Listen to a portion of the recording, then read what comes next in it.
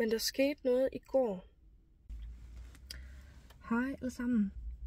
Først og fremmest vil jeg gerne sige tusind tak for alle jeres søde beskeder og alle de kram og varme tanker og sådan noget, jeg har sendt til mig. Det er virkelig sødt af det.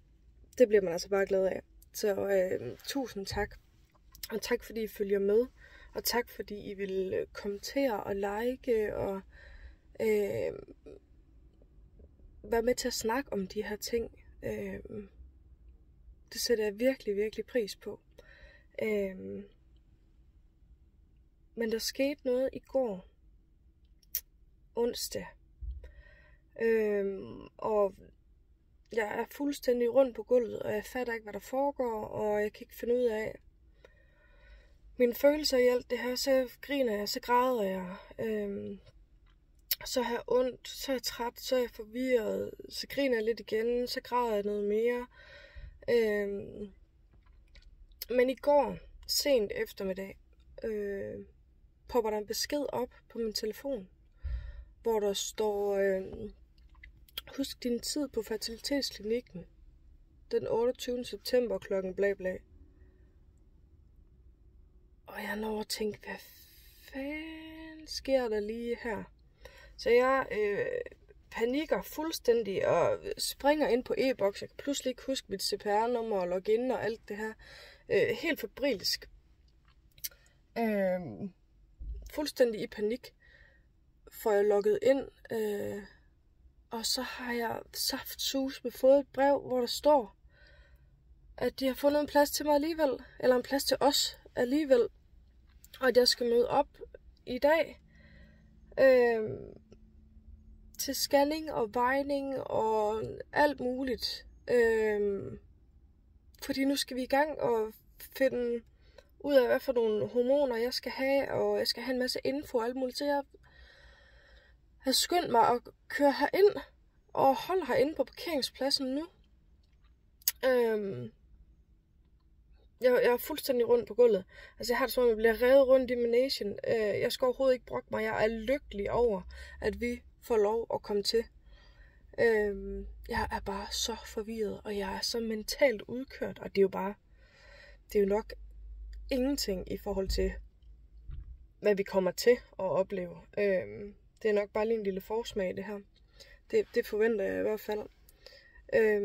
Men jeg er også lidt spændt på at skal vejes, fordi da jeg havde min rigtig møgdag her den anden dag, som vi jo så alle sammen, så tænkte jeg, hvis jeg alligevel skal vente en hel måned, så kan det også være lige meget. Så jeg åd en pose slik og en pose Maltesers chokolade, og jeg åd en hel plade Marabou. Fordi og det havde jeg lyst til.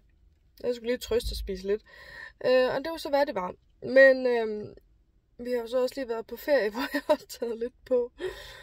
Så jeg er faktisk mega bange for, om jeg nu er blevet for tyk.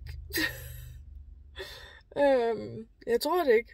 Jeg tror, altså, af hvad jeg kan regne ud, så er min BMI stadigvæk under 30. Og det skulle være kriteriet. Nu må jeg se, hvad de siger derinde, for de var ret ops på min vægt sidst. Selvom min BMI også var under 30. Men jeg ved ikke, om de bare skal det. Men ja, jeg er super spændt på det. Og nu vil jeg gå ind og bippe mig ind, og også bippe min bil ind, eller registrere den, så jeg ikke får nogle bøder her, fordi ja, jeg er i hvert fald heldig at få en parkeringsplads lige ude foran. Så igen, tusind tak, fordi I ser med. Jeg håber, der bliver lidt mere smil over mine læber de næste dage. Det er der i hvert fald, selvom jeg er hamrende træt, og jeg er stadigvæk mega ondt, og det er super træls. Jeg er pumpet på smertestillende lige nu. Ja, jeg frygter lidt for den scanning der også, fordi også med endometriose, eller det ved jeg ikke, om det gælder for alle, men i hvert fald for mig, det kommer til at gøre nas, og det kommer til at gøre nas i mange timer. Men det er sådan, det er. Nu går jeg i hvert fald ind og får en hel masse information, og skal forhåbentlig bare i gang. Ja, det håber jeg i hvert fald. Men tak, fordi du og I kigger med Det er mega fedt. Stil spørgsmål. Skriv jeres erfaringer. Jeg synes, det er mega fedt, at de bare er så åbne og ærlige og reagerer på de her ting. Jeg synes, det er mega fedt. Så tusind tak, og have en mega fed dag. Jeg opdaterer, når jeg har noget nyt at fortælle. Vi ses.